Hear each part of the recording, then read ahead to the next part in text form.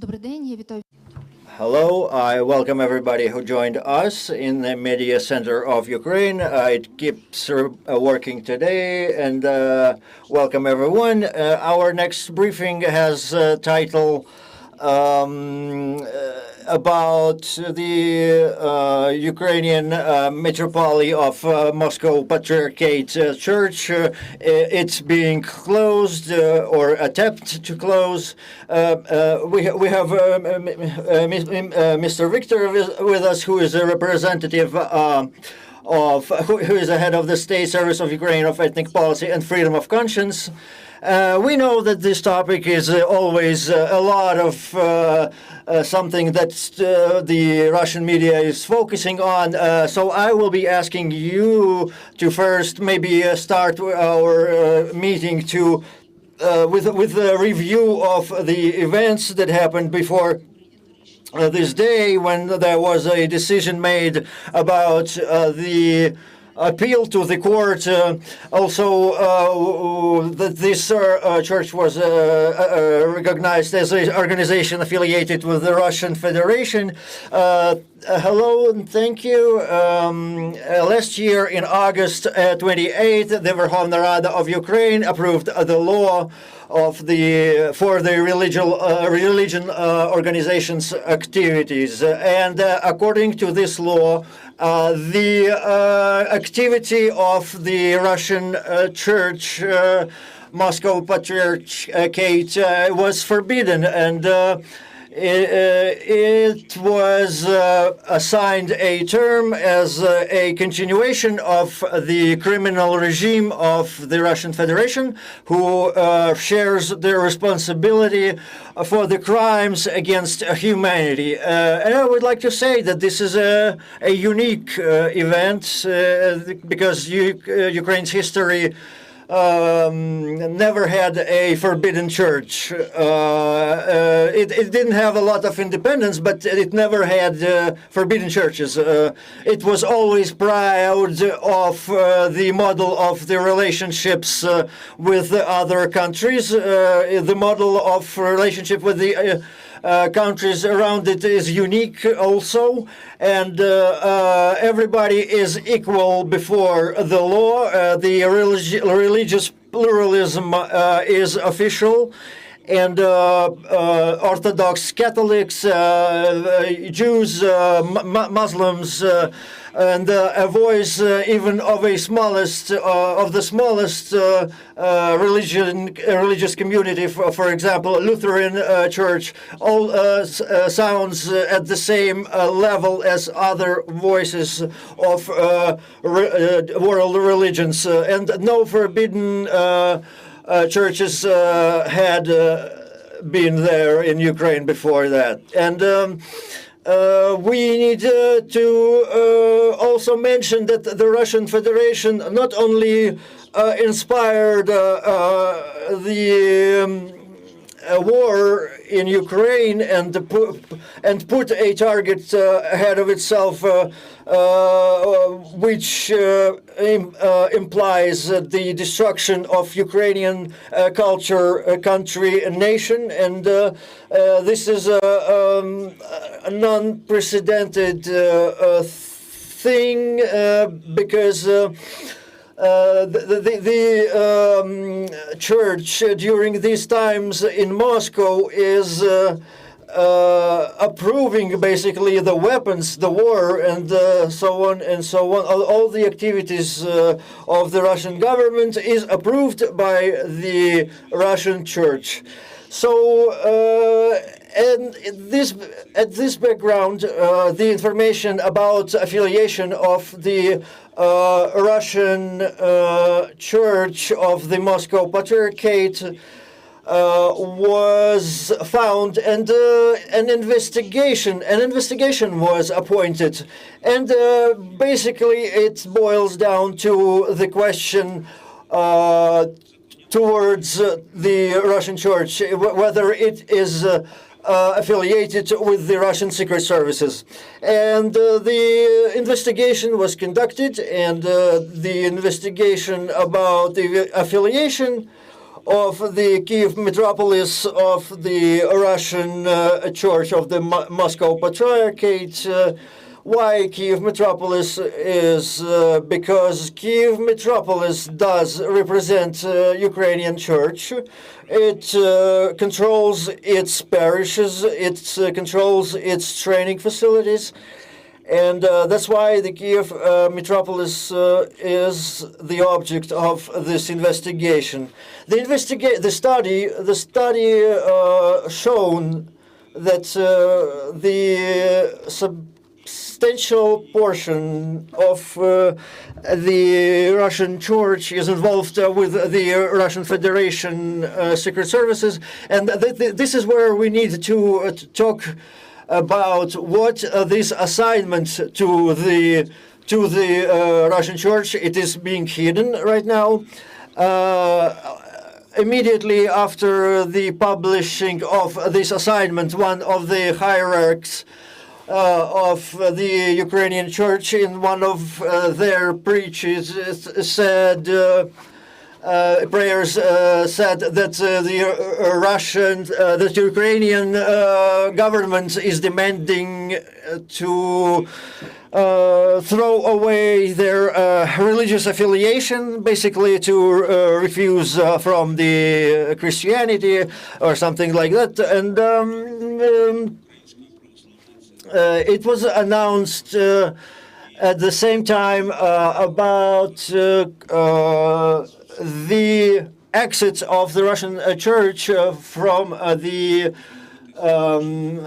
affiliation with the Ukrainian Church. And second, Kyiv Metropolis had to provide the support for the decision of the Ukrainian Church about the statute of the Russian Orthodox Church, and especially its Article 10 that connects the Russian Church to the Ukrainian Church, that is subordinating Ukrainian Church to the Russian Church. And what's really important is for this statute, and during the last meeting of the general meeting of the Russian Church, that it is not authentic for the Ukrainian Church.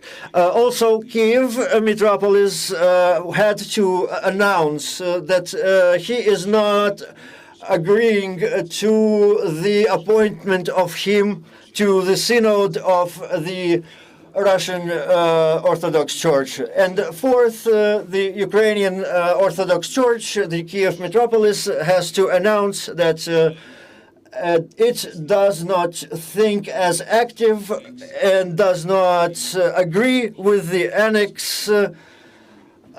annexation of the Russian Federation of the Crimea and eastern regions of Ukraine. And nobody has asked them to refuse their religious beliefs, and nobody asked them to change the calendar from Julian to another one.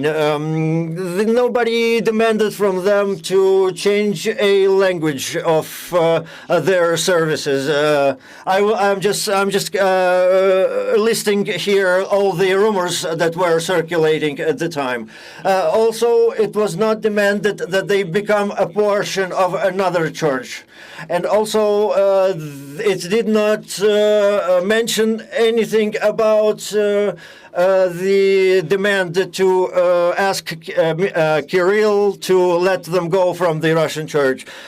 I am basically saying that nothing that has a weight put on the soul, nothing is mentioned there. No dogmas, no religious dogmas were violated or anyhow went against, and approximately around 3 days were given to the Russian Church. It will be It was the end of August this year. So if Ukrainian church addressed representatives of the for example, if they needed more time, then the state service has the right to continue this term 60 days more. Instead, the service received a letter from the Kyiv Metropolis, which was signed by the Metropolite Onufry. As you may know, his personality is quite contradictory. And from on the one hand, his assignment says that they don't have anything to do with this. On the other hand, they are not letting us to get and check, to go in and check. And they called it a meddling in internal affairs. And it was also it finished.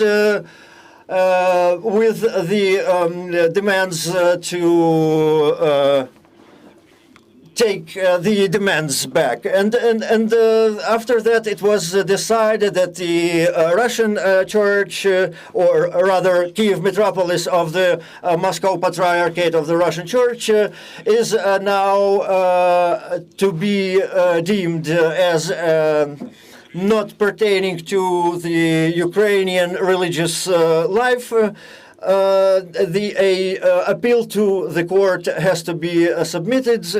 All these steps were done. And this is how the situation looks around this assignment, around the affiliation, around the appeal to the Kyiv Metropolis. As an opportunity, I will use this opportunity to also mention that there was a reactive appeal submitted to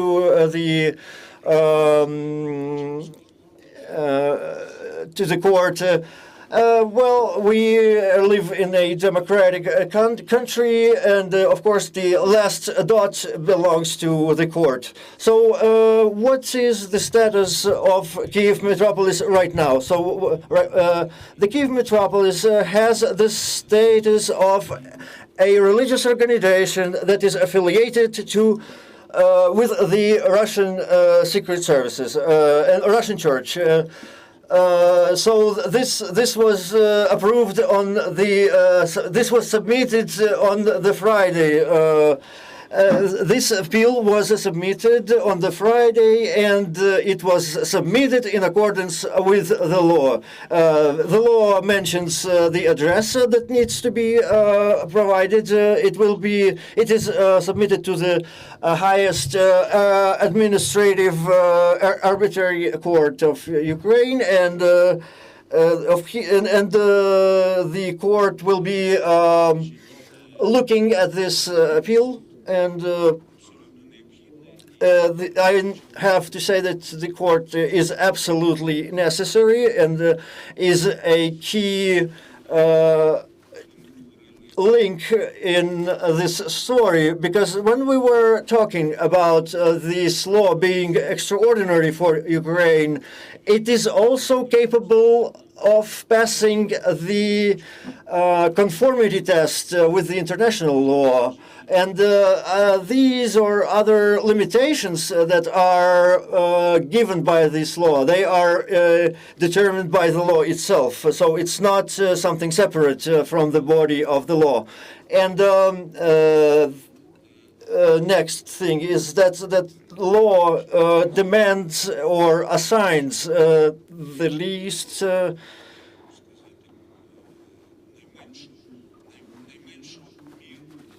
least measure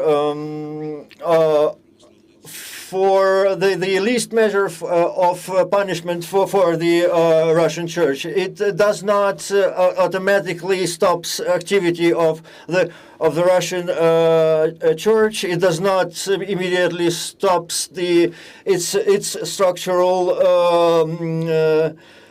portions being stopped and dissolved. It is first demands providing proofs. So it is in accordance with the democratic society that this law was adopted, and the process starts with gathering data, appealing to the court, and in the end, the last word, the last decision is, as it should be in the democratic society, is provided by the court. And the last thing is what is really important. For this law is not putting any kind of pressure on the consciousness. This is very important. And how long this court can last, by your estimation? Well, it is hard to say. That the essence of the democratic society, it's not. We were not Korea, we're not Russia. The court will be in accordance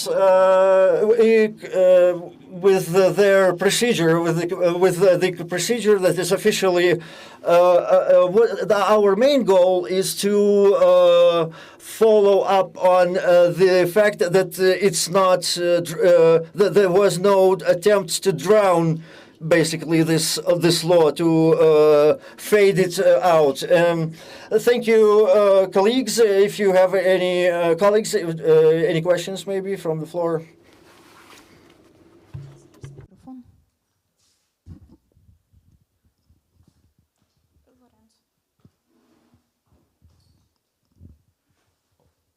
Thank you, sir. Yes, you rightly pointed out, it's a very controversial subject. Of course, from Moscow, you have a lot of protests, appeals, which have sounds in the public in Europe. We know also in the Vatican. I'm writing for the Italian daily Corriere della Sera, and of course, it's a very hot subject. So, can you be more precise when you say that it had been proven that the patriarchate here, the Orthodox patriarchate Onofrio, is connected with the Russian secret service? Can you be more precise? What had been found? How can you prove this? It's a very serious allegation. I myself, in the past years, went many times to Lavra to talk with the priests there, and they were very critical of this. They say, "Was no way." So can you prove something more? Can you be more precise? Thank you. Я вам дякую за питання, і я буду. Thank you for the question. I will be more precise, as you asked. It is not about the connection of the church, of the Ukrainian Orthodox Church, with the special services of the Russian Federation. If there is a connection, and these or that religious worker was found as one that connected with the Russian special services, or the facts of their collaboration with the occupiers was proven, then those cases are reviewed separately. You know that we have around a few dozens of such court processes, judicial processes, that the workers of this church were accused, not just in connections with the occupiers, but with the cooperation, in cooperation with the. So some of those were exchanged for the Ukrainian military personnel in captivity. But we're not talking about this. So we're talking about the Ukrainian state does not allow activity of the structures or portions of the Russian Orthodox Church on the territory of Ukraine. Ukrainian Orthodox Church put of the Moscow Patriarchate put as a goal destruction of Ukrainian culture, of Ukrainian identity, and announced it as their goal directly. More than that, it is really hard to say who said so much to as much to basically make Ukrainians conflict with each other. I will provide you an example.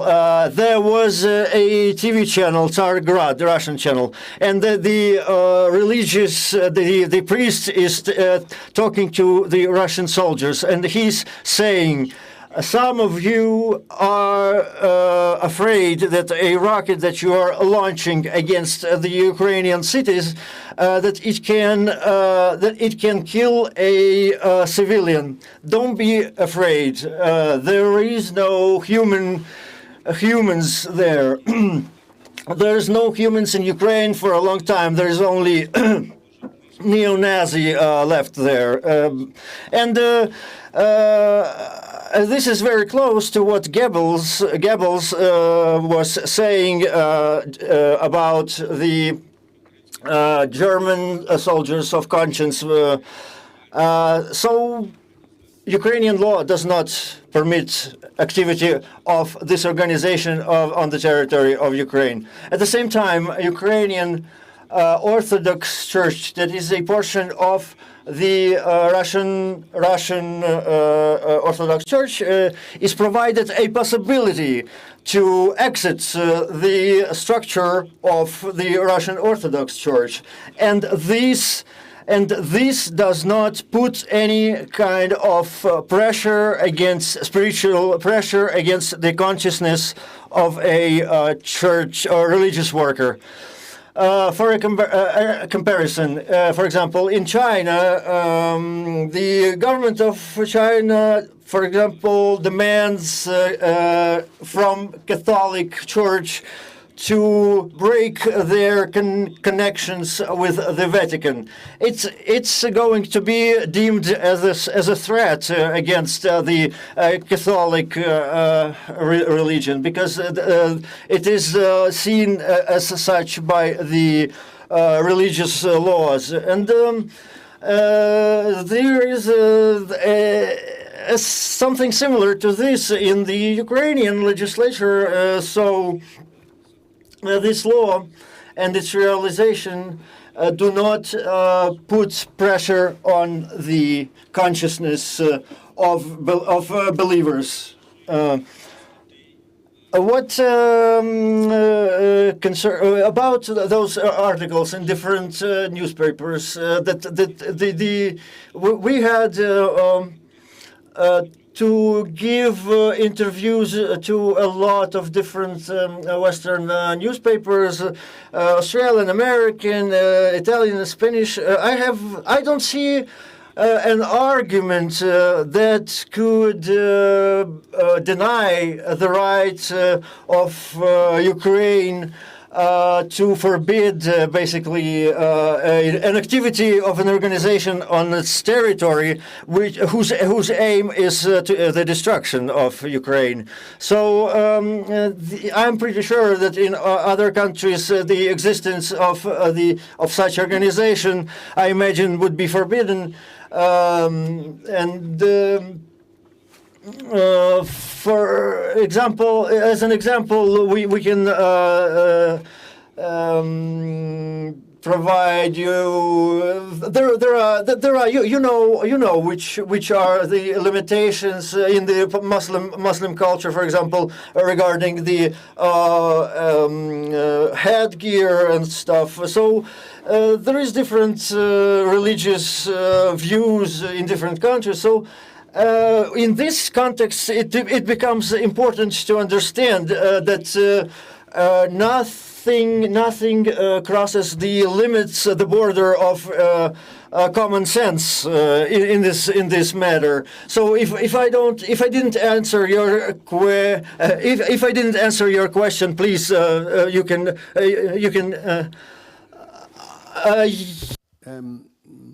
Practically, what does it mean? For instance, I went to Svitozhsk a few months ago, to the big religious compound, and at the end of the Sunday Mass, the priest made a blessing to Kirill. It's openly to the people. He says, bless to Kirill. Kirill is a Russian patriarch. So my question is, after this law, which was passed on the 28th of August, are you planning to what? To put in jail the priest? If a local Orthodox priest will not declare officially that he's going to be affiliated to the Kyiv Patriarchate and will leave the Moscow Patriarchate, are you planning to put this priest in jail? Are already some priests in jail? What will be your practical actions? Слухайте, це, як би сказати м'яко, Listen, to put it mildly, no jail. It's a nonsense. Look, the assignment was given to the Kyiv Metropolis, not to all the church, but only to the portion of it.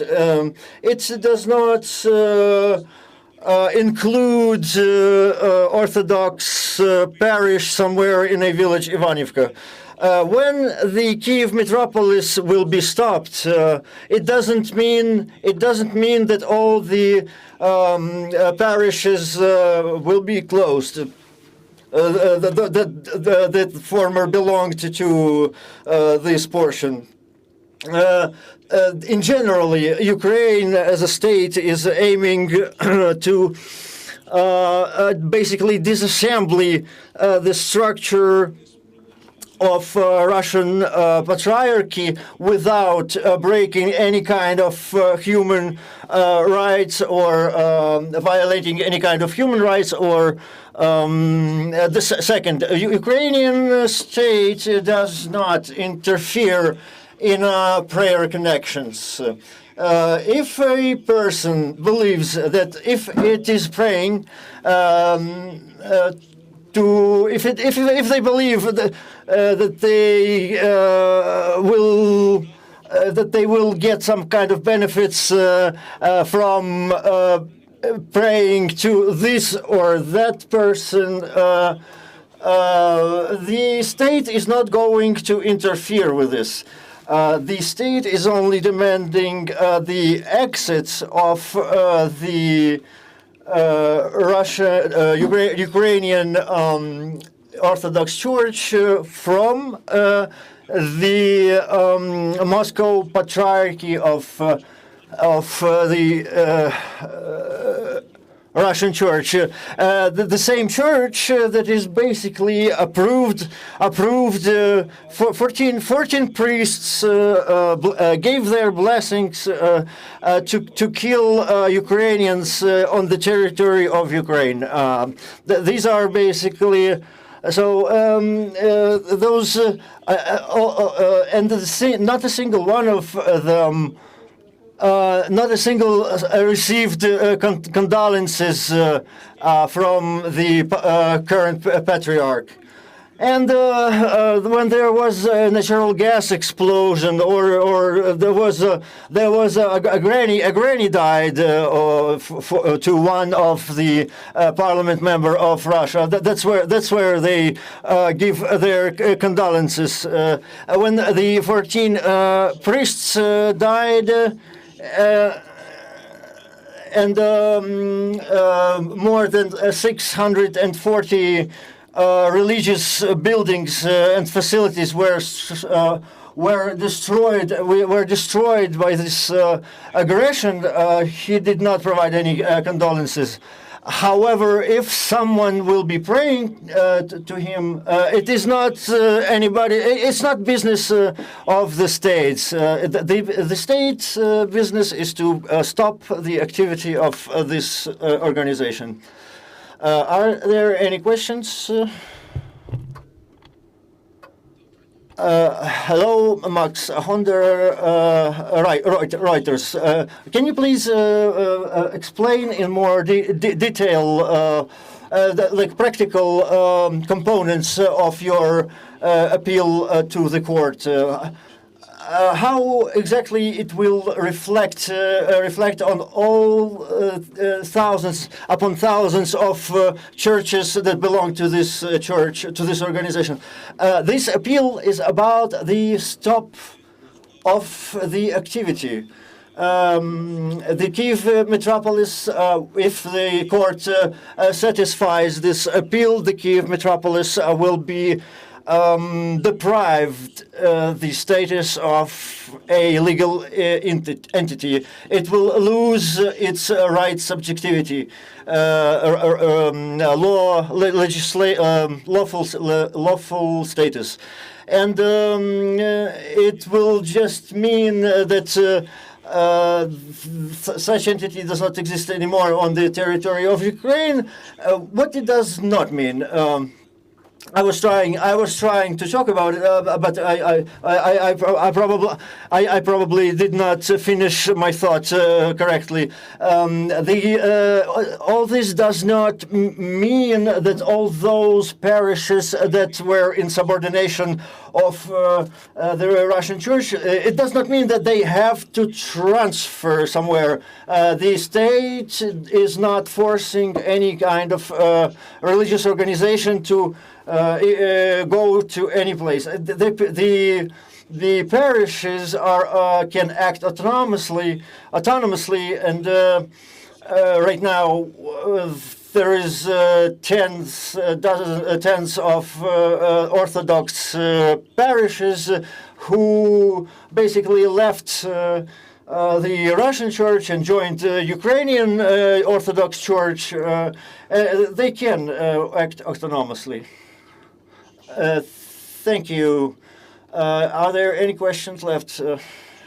Thank you, Mr. Viktor, for this important conversation. As you can see, there's questions, there's nuances that we had to talk about because the topic is without a doubt very sensitive and manipulative, unfortunately, and the enemy is using this topic. And thank you for coming here to talk about it. And thank you, friends, for your interest to this topic as well. And glory to Ukraine.